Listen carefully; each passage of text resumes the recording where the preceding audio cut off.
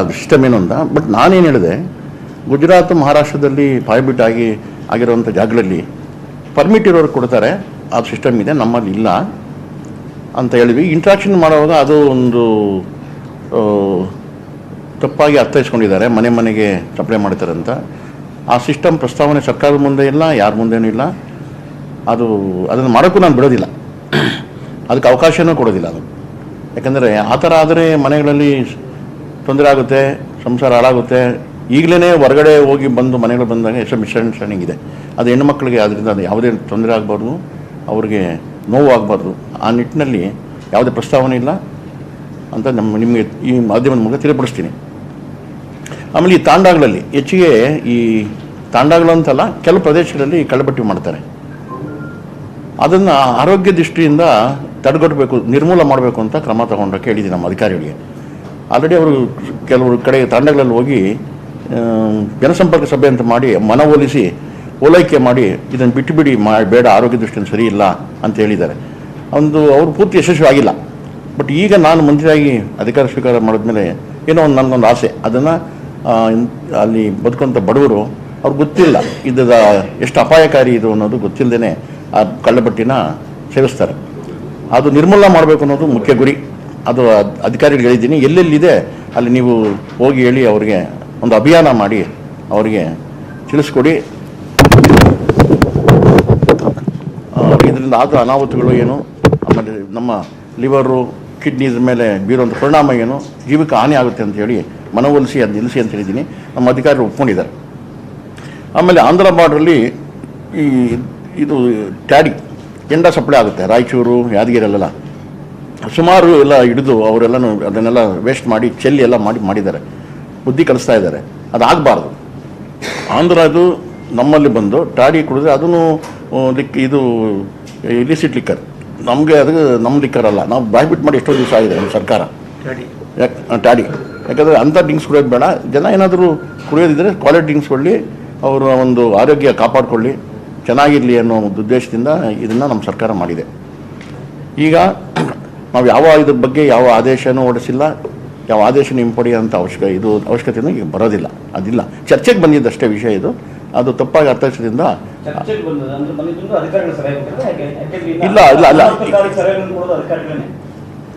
ಇಲ್ಲ ಅಧಿಕಾರಿಗಳಿಗೂ ಈ ವಿಷಯ ಗೊತ್ತಿದೆ ಇಲ್ವಾ, ಯಾಕಂದರೆ ಅವ್ರ ಹತ್ರ ನಾನು ಮಾತಾಡೋಕೆ ಹೋಗಿಲ್ಲ. ಆಮೇಲೆ ನೆನ್ನೆ ಯಾರೋ ಪ್ರಸ್ತಾಪ ಮಾಡಿದ್ರು, ಆನ್ಲೈನಲ್ಲಿ ಮಾಡ್ತೀರಾ ನೀವು ಅಂತ ಬಂದಾಗ ಈ ವಿಷಯ ಬಂತು. ನಾನು ಎಕ್ಸಾಂಪಲ್ ಕೊಟ್ಟೆ, ಗುಜರಾತ್ ಅಷ್ಟೇ ಹೊರತು ಪರ್ಮಿಟ್ ಸಿಸ್ಟಮ್ ಇದ್ದವ್ರು ಕೊಡ್ತಾರೆ, ನಮ್ಮಲ್ಲಿ ಇದಿಲ್ಲ. ಹಂಗೆ ಆ ಸಿಸ್ಟಮ್ ಇಂಟ್ರೊಡ್ಯೂಸ್ ಎಲ್ಲಿ ಪ್ರೈವೇಟ್ ಮಾಡಿದಾಗ ಮಾಡ್ತಾರೆ ಹೊರತು ನಮ್ಮಲ್ಲಿ ಹತ್ತದಲ್ಲಿ ಸಿಗೋದ್ರಿಂದ ಎಲ್ಲ ಅನುಕೂಲತೆ ಇದೆ.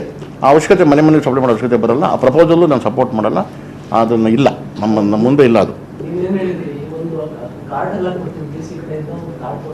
ಅಲ್ಲ, ಅಲ್ಲಿ ಸಿಸ್ಟಮ್ ಇದೆ. ಈ ಸಿಸ್ಟಮ್ ಹೆಂಗೆ ಅಂತ ಕೇಳಿದಾಗ ಗುಜರಾತ್ ಸಿಸ್ಟಮ್ನಲ್ಲಿ ಪರ್ಮಿಟ್ ಸಿಸ್ಟಮ್ ಹೇಳಿದೆ ಹೊರತು ನಮ್ಮಲ್ಲಿ ನಾವು ಇಂಟ್ರೊಡ್ಯೂಸ್ ಮಾಡ್ತೀವಿ ಅಂತ ನಾನು ಹೇಳಿಲ್ಲ. ಅದು ತಪ್ಪಾಗಿ ತಿಳ್ಕೊಂಡಿದ್ದಾರೆ, ದಯವಿಟ್ಟು ಕ್ಷಮಿಸಿ. ಆಮೇಲೆ ಹೆಣ್ಣು ಮಕ್ಕಳು ಈಗ ಇಲ್ಲ, ಇದು ಮುಗಿಸ್ಬಿಡ್ತೀನಿ. ಆಮೇಲೆ ನಮ್ಮ ಹೆಣ್ಣು ಮಕ್ಕಳು ಆಗಾಗ ಇದನ್ನು ಪ್ರತಿಭಟನೆ ಮಾಡಿದ್ದು ಇದೆ, ನಮ್ಮಲ್ಲಿ ಇಲ್ಲ ಅಂತಲ್ಲ. ಮೊದಲಿದ್ದ ಸರ್ಕಾರದಲ್ಲಿ ಪ್ರತಿಭಟನೆ ಮಾಡಿದಾಗ ನಾನು ಚರ್ಚೆ ಮಾಡಿದೆ ನಮ್ಮ ಅಧಿಕಾರಿಗಳ ಜೊತೆಯಲ್ಲಿ. ಮಾಡಿದಾಗ ನಮ್ಮ ಎಕ್ಸೈಸ್ ಮಿನಿಸ್ಟ್ರಿ ಹಿಂದೆ ಇದ್ದ ಸರ್ಕಾರದಲ್ಲಿ ಅವ್ರಿಗೆ ಅದರ ಆಗದಂಥ ಉಪಯೋಗ ಏನು, ಅದರಿಂದ ರೆವಿನ್ಯೂನ ಯಾವುದಕ್ಕೆ ಉಪಯೋಗಿಸ್ತೀವಿ ನಾವು, ಹೆಣ್ಣುಮಕ್ಕಳ ಕಲ್ಯಾಣಕ್ಕೆ, ಮಕ್ಕಳ ಒಂದು ಕಲ್ಯಾಣಕ್ಕಾಗಿ ಮಾಡ್ತಾ ಇದ್ದೀವಿ ಅಷ್ಟೇ ಹೊರತು ಇನ್ನು ಯಾವುದೂ ಉದ್ದೇಶಕ್ಕಲ್ಲ. ಅದನ್ನು ಸಾಕಾರ ಮಾಡಿ ಅಂತ ಏನೋ ಕನ್ವಿನ್ಸ್ ಮಾಡಿ ಕಳಿಸಿದ್ದಾರೆ ಅಂತ ನನಗೆ ಮಾಹಿತಿ ನೆನ್ನೆ ರಾತ್ರಿ ಕಲೆಕ್ಟ್ ಮಾಡಿದ್ದೀನಿ. ಅದರಿಂದ ಅವರಿಗೆ ನಾವು ಹೆಚ್ಚಿಗೆ ಗೌರವ ಕೊಡಬೇಕು. ಶ್ರೀ ಸಂಘಗಳಿಗೆ ನಾನು ಭಾಳ ಸಪೋರ್ಟ್ ಮಾಡ್ತೀನಿ. ಅವ್ರದ್ದು ಯಾವುದೇ ಚಳುವಳಿ ಮಾಡಲಿ, ಒಳ್ಳೆಯ ಕೆಲಸಗಳಿಗೆ ನನ್ನ ಬೆಂಬಲ ಇದ್ದೇ ಇದೆ. ಅವರೇನಾದರೂ ನೋವಾಗಿದ್ದರೆ ಈ ವಿಷಯದಲ್ಲಿ ಏನಾದರೂ ನಾನು ಅವರಲ್ಲಿ ಕ್ಷಮೆ ಕೇಳ್ತೀನಿ. ನಮ್ಮ ನಾಡಿನ ಹೆಣ್ಣುಮಕ್ಕಳಲ್ಲಿ ಕ್ಷಮೆ ಕೇಳ್ತೀನಿ ಮಾಧ್ಯಮದ ಮೂಲಕ. ಆಮೇಲೆ ನಮ್ಮಲ್ಲಿ ಇನ್ನೇನೋ ಪ್ರಸ್ತಾವನೆಗಳು ಬಂದಲ್ಲಿ ಇದು ಮೇಲ್ಮಟ್ಟದಲ್ಲಿ ಚರ್ಚೆ ಆಗಬೇಕು. ಯಾವುದೇ ಬೇಡಿಕೆ ಇರಲಿ, ಅದು ನಮ್ಮ ಹೆಣ್ಮಕ್ಳ ಚಳುವಳಿ ಇರ್ಬೋದು, ಇಲ್ಲ ಹಿರಿಯ ನಾಗರಿಕರು ದೊರೆಸ್ವಾಮಿ ಅಂಥವರು ಬೇಡಿಕೆಗಳಿರ್ಬೋದು, ಅವ್ರ ಕೋರಿಕೆಗಳಿರ್ಬೋದು, ಇಂಥವೆಲ್ಲ ನಾವು ಉನ್ನತ ಮಟ್ಟದಲ್ಲಿ ಮುಖ್ಯಮಂತ್ರಿ ಗಮನಕ್ಕೆ ತಂದು ಚರ್ಚೆ ಮಾಡಿ ಏನಿದ್ರೂ ಆ ಪ್ರಸ್ತಾವನೆನ ಏನಾದರೂ ಇಂಪ್ಲಿಮೆಂಟ್ ಮಾಡಬೇಕಂದ್ರೆ ಹೈಯರ್ ಲೆವೆಲಲ್ಲಿ ನಾವು ಡಿಸ್ಕಸ್ ಮಾಡಬೇಕೇ ಹೊರತು ನನ್ನ ಮಟ್ಟದಲ್ಲಿ ಯಾವುದೂ ಆಗುವಂಥ ವಿಷಯಗಳು ಯಾವುವು ಇಲ್ಲ. ಇದನ್ನು ನಾನು ಸ್ಪಷ್ಟಪಡಿಸಬೇಕು ಅಂತ ನಿಮ್ಮನ್ನು ಕರೆದಿದ್ದೀನಿ.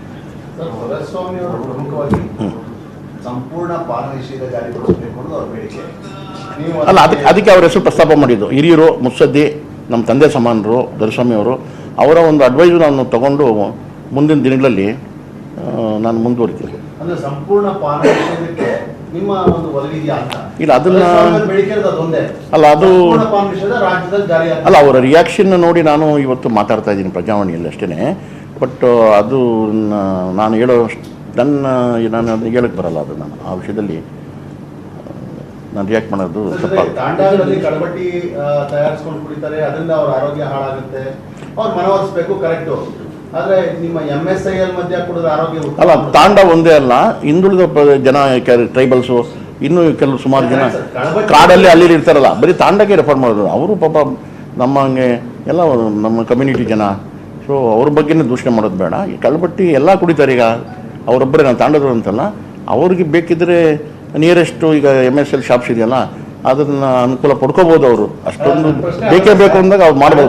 ಆರೋಗ್ಯಕ್ಕೆ ಹಾನಿಕರ, MSIL ಮಧ್ಯ ಆರೋಗ್ಯಕ್ಕೆ ಉತ್ತಮನಾ? ಇಲ್ಲ, ಅದನ್ನು ಒಂದು ಲೇಬಲ್ ಹಾಕಿರ್ತೀವಲ್ಲ, ಯಾವುದೇ ಮದ್ಯಪಾನ ಆಗಲಿ ಈ ಸಿಗರೇಟ್ಸ್ ಸೇವನೆ ಅದೊಂದು ಸ್ಟ್ಯಾಚುರಿ ವಾರ್ನಿಂಗ್ ಅಂತ, ಸ್ಟ್ಯಾಚುರಿ ವಾರ್ನಿಂಗ್ ಇದ್ದೇ ಇರ್ತದೆ.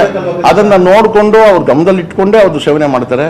ಅದಕ್ಕೆ ನಾವು ಸಾರ್ವಜನಿಕವಾಗಿ ನಾವು ಏನು ಮಾಡೋಕ್ಕಾಗುತ್ತೆ? ಸರ್, ನೀವು ಇನ್ನೊಂದು ಮಾತು ಹೇಳ್ತೀರಾ, ನಮ್ಮ ಸಂಸ್ಥೆಗೆ ರೆವಿನ್ಯೂ ಬರೋದಿಲ್ಲ, ನಮ್ಗೆಲ್ಲ ಮಾಡಕ್ ಹೋದ್ರೆ ಅಂತ ರೆವಿನ್ಯೂಗೋಸ್ಕರ ನೀವು ಎಣ್ಣೆ ಇದು ಮಾಡ್ತೀರಾ? ಇಲ್ಲ, ರೆವಿನ್ಯೂ ಆದ್ಯತೆ ಅಲ್ಲ, ಕ್ವಾಲಿಟಿ, ಆರೋಗ್ಯ, ಜನಗಳ ಆರೋಗ್ಯಕ್ಕೆ ಆದ್ಯತೆ ಕೊಡ್ತೀವಿ ಹೊರತು ರೆವಿನ್ಯೂ ತಾನಾಗೆ ಅದು ಬರ್ತದೆ. ಸೇಲ್ಸ್ ಹೆಂಗಾಗುತ್ತೆ ರೆವಿನ್ಯೂ ಬರ್ತದೆ. ಯಾವುದು ಟಾರ್ಗೆಟಾ? ಅದು ಅಧಿಕಾರಿಗಳು ಮಾಡ್ತಾರೆ ಬಿಡಿ, ಅದು ಅವ್ರು ನೋಡ್ಕೋತಾರೆ.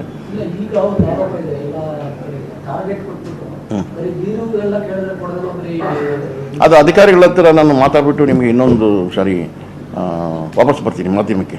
ಈಗ ಬೇಡ ಅದೆಲ್ಲ. ಓಕೆ, ಇಲ್ಲ ಇಲ್ಲ ಮಾಡಿಲ್ಲ. ಇಲ್ಲ ಇಲ್ಲ, ಸುಳ್ಳು, ಮುಖ್ಯಮಂತ್ರಿಗಳು ಮಾಡಿಲ್ಲ. ಇಲ್ಲ ಇಲ್ಲ ಇಲ್ಲ ಇಲ್ಲ ಇಲ್ಲ ಮಾಡಿಲ್ಲ ಮಾಡಿಲ್ಲ. ಬೇಕಾದ್ರೆ ಮುಖ್ಯಮಂತ್ರಿ ಕೇಳಿ, ಮಾಡಿಲ್ಲ. ಕೆಲವು ಟೈಮು ಈ ಥರ ಆಗ್ತವೆ, ಅಚಾತುರ್ಯಗಳು ಮಾತಾಡೋ ಟೈಮಲ್ಲಿ ಇವೆಲ್ಲ ಬರ್ತವೆ. ಅದನ್ನು ನಾವು ಈ ಥರ ಕರೆದು ಅದನ್ನು ನಿವಾರಣೆ ಮಾಡ್ಕೋಬೇಕಷ್ಟೇ ಹೊರತು ಸ್ಪಷ್ಟೀಕರಣ. ನಾನು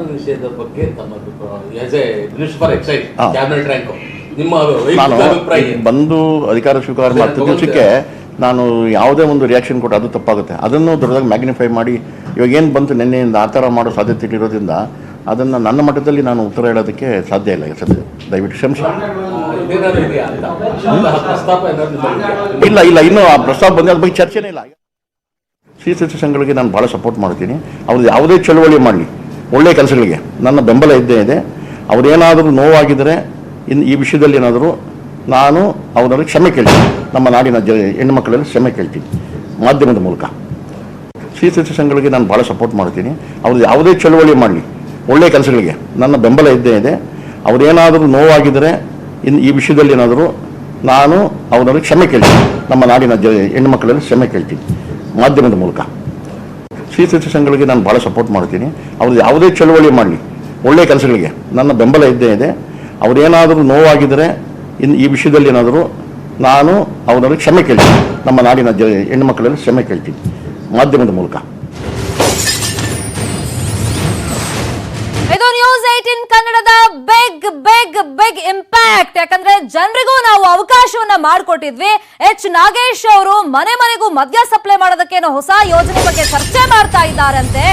ಈ ಬಗ್ಗೆ ಜನ ನೀವೇ ಡಿಸೈಡ್ ಮಾಡಿ, ನಿಮ್ಗೆ ಇಷ್ಟ ಆಗಿಲ್ಲ ಅಂದ್ರೆ ಉಗಿರಿ ಅಂತ ನಂಬರ್ ಅನ್ನ ಕೂಡ ಡಿಸ್ಪ್ಲೇ ಮಾಡಿ ಜನರಿಗೆ ಅವಕಾಶ ಮಾಡಿಕೊಟ್ಟಿದ್ವಿ. ಜನ ಕೂಡ ಬಾಯಿಗೆ ಬಂದಂತೆ ಉಗಿದ್ರು ಸಚಿವರ ಈ ನಿರ್ಧಾರಕ್ಕೆ, ಈ ಚರ್ಚೆಗೆ. ಯಾವಾಗ ನ್ಯೂಸ್ 18 ಕನ್ನಡದಲ್ಲಿ ಈ ಸುದ್ದಿ ಪ್ರಸಾರ ಆಯ್ತು, ಸಾರ್ವಜನಿಕರೆಲ್ಲ ಕರೆ ಮಾಡಿ ಉಗಿಯೋದಕ್ಕೆ ಶುರು ಮಾಡಿದ್ರು. ಇಮಿಡಿಯೇಟ್ ಆಗಿ ನನ್ನ ಹೇಳಿಕೆಯನ್ನ ನಾನು ವಾಪಸ್ ತಗೊಳ್ತೀನಿ, ಅಷ್ಟೇ ಅಲ್ಲ ಎಸ್ಪೆಷಲಿ ಮಹಿಳೆಯರಿಗೆ ನಾನು ಕ್ಷಮೆ ಯಾಚಿಸ್ತೀನಿ ಅಂತ ನಾಗೇಶ್ ಇದೀಗ ಸುದ್ದಿಗೋಷ್ಠಿಯನ್ನ ಕರೆದು ಹೇಳಿದ್ದಾರೆ. ಆದೇಶ ವಾಪಸ್ಗೆ ಅಂದ್ರೆ ಚರ್ಚೆಗೆ ಏನು ಮಾಡಿದ್ರು ಯೋಜನೆ ಬಗ್ಗೆ ಅಭಿಯಾನವನ್ನ ನಾವು ಕೂಡ ಮಾಡಿದ್ವಿ ನ್ಯೂಸ್ 18 ಕನ್ನಡದ ವತಿಯಿಂದ. ಈ ರೀತಿ ಮಾಡೋದು ಸರಿನಾ? ಹಾಗಾದ್ರೆ ಮನೆಗೂ ಎಣ್ಣೆ ಕೊಡೋ ಉದ್ದೇಶ ಅಂತ ಹೇಳ್ತಾರಲ್ಲ, ಹಾಗಾದ್ರೆ ಇವ್ರು ಏನ್ ಮಾಡಕ್ ಹೊರಟಿದ್ದಾರೆ ಅಂತ ಒಂದು ಪ್ರಶ್ನೆಯನ್ನ ಮಾಡಿದ್ವಿ. ಸಾರ್ವಜನಿಕರು ಕೂಡ ಉಗಿದಿದ್ರು ಈ ನಿರ್ಧಾರಕ್ಕೆ, ಈ ಚರ್ಚೆಗೆ, ಯೋಜನೆಗೆ. ರಾಜ್ಯದ ಹೆಣ್ಮಕ್ಳ ಬಗ್ಗೆ ನಾನು ಕ್ಷಮೆ ಕೇಳ್ತೀನಿ, ಅವ್ರ ಹತ್ರ ನಾನು ಹೋಗಿ ಕ್ಷಮೆ ಕೇಳ್ತೀನಿ ಮಾಧ್ಯಮದ ಮುಖಾಂತರ ಅಂತ ನಾಗೇಶ್ ಅವರು ಹೇಳಿದ್ದಾರೆ. ಮನೆಗೂ ಎಣ್ಣೆ ಕೊಡೋ ಉದ್ದೇಶ ನಮ್ಮದಲ್ಲ, ಸುಮ್ಮನೆ ಈ ಬಗ್ಗೆ ಚರ್ಚೆ ಆಯ್ತು ಅಷ್ಟೇ. ಸುಮ್ಮನೆ ಚರ್ಚೆ ಆಯ್ತು ಅಂದ್ರೆ ಆ ಸ್ಥಾನದಲ್ಲಿ ಕೂತ್ಕೊಂಡು ಇಂಥ ಒಂದು ನಿರ್ಧಾರವನ್ನ ಕೈಗೊಳ್ಳೋಕ್ಕೂ ಮುಂಚೆ ಚರ್ಚೆ ಸುಮ್ಮನೆ ಆಯ್ತು ಅಂತ ಹೇಳ್ತಾರಲ್ಲ, ಹಾಗಾದ್ರೆ ಇವರಿಗೆ ಜವಾಬ್ದಾರಿ ಇದೆಯಾ? ಶ್ರೀ ಸಂಘಗಳಿಗೆ ನಾನು ಭಾಳ ಸಪೋರ್ಟ್ ಮಾಡ್ತೀನಿ. ಅವ್ರು ಯಾವುದೇ ಚಳುವಳಿ ಮಾಡಲಿ, ಒಳ್ಳೆಯ ಕೆಲಸಗಳಿಗೆ ನನ್ನ ಬೆಂಬಲ ಇದ್ದೇ ಇದೆ. ಅವ್ರೇನಾದರೂ ನೋವಾಗಿದ್ದರೆ ಈ ವಿಷಯದಲ್ಲಿ ಏನಾದರೂ ನಾನು ಅವರಲ್ಲಿ ಕ್ಷಮೆ ಕೇಳ್ತೀನಿ. ನಮ್ಮ ನಾಡಿನ ಹೆಣ್ಣುಮಕ್ಕಳಲ್ಲಿ ಕ್ಷಮೆ ಕೇಳ್ತೀನಿ ಮಾಧ್ಯಮದ ಮೂಲಕ. ಕೆಲವು ಟೈಮು ಈ ಥರ ಆಗ್ತವೆ, ಅಚಾತುರ್ಯಗಳು ಮಾತಾಡೋ ಟೈಮಲ್ಲಿ ಇವೆಲ್ಲ ಬರ್ತವೆ. ಅದನ್ನು ನಾವು ಈ ಥರ ಕರೆದು ಅದನ್ನು ನಿವಾರಣೆ ಮಾಡ್ಕೋಬೇಕಷ್ಟೇ ಹೊರತು ಸ್ಪಷ್ಟೀಕರಣ ಶ್ರೀ ಸಂಘಗಳಿಗೆ.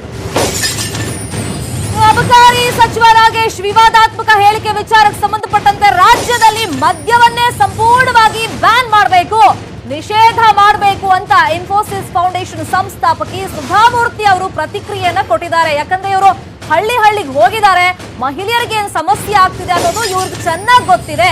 ಹಾಗಾಗಿ ಈ ಒಂದು ಪ್ರತಿಕ್ರಿಯೆಯನ್ನ ಸುಧಾಮೂರ್ತಿ ಅವರು ಕೊಟ್ಟಿರೋದು. ನೊಂದ ಸಂಸಾರಗಳನ್ನ, ಹೆಣ್ಮಕ್ಳ ಗೋಳನ್ನ ಹತ್ರದಿಂದ ನಾನು ನೋಡಿದ್ದೀನಿ.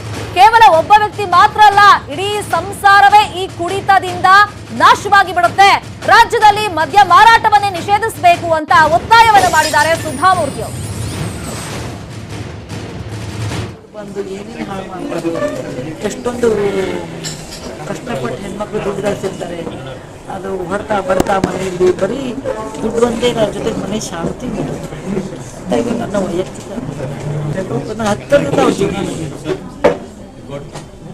ಬರೀ ಒಂದು ಕೌಟುಂಬಿಕ ಬರೀ ಮದ್ಯವಲ್ಲ, ಜೊತೆಗೆ ಕೌಟುಂಬಿಕ ಸಮಸ್ಯೆಗಳು ಬಂದ್ಬಿಡ್ತಾವೆ.